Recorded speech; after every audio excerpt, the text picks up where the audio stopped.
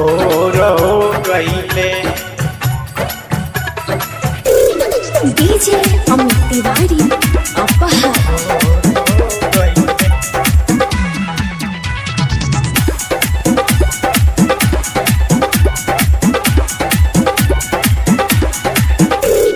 सैया जी पलंगिए पर लौट गईले।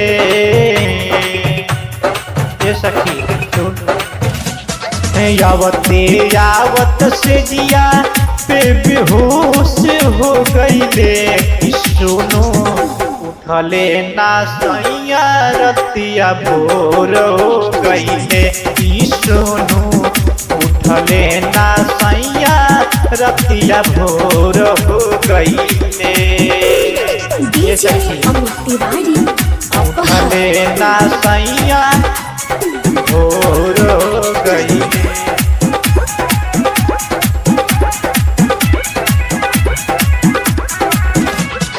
पवन न पियावा के सुख हरे रामा ओ रामा।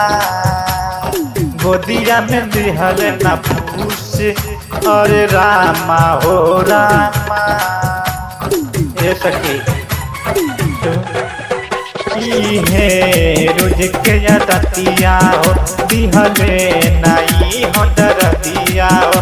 नहीं भरेला हमारे मनवा हो करे नहीं सजनावा हो। गवाने के 3 साल भइल फूट हो गईले।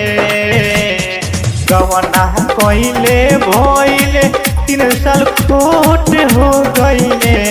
सोनू उठले ना सैया रतिया भोर हो गईले।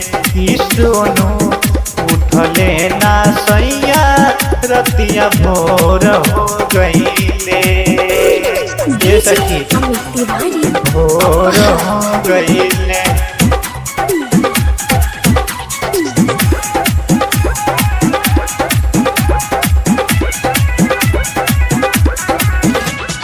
भरे ना ओकरा से मन हरे रामा हो रामा।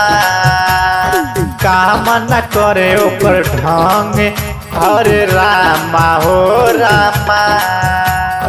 हे सखी देव नारायण सैया सुनाओ सुनाव लागे गोदिया हो।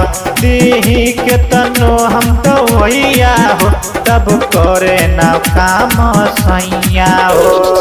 उनका पीछे सब खत्म नोट हो गईले।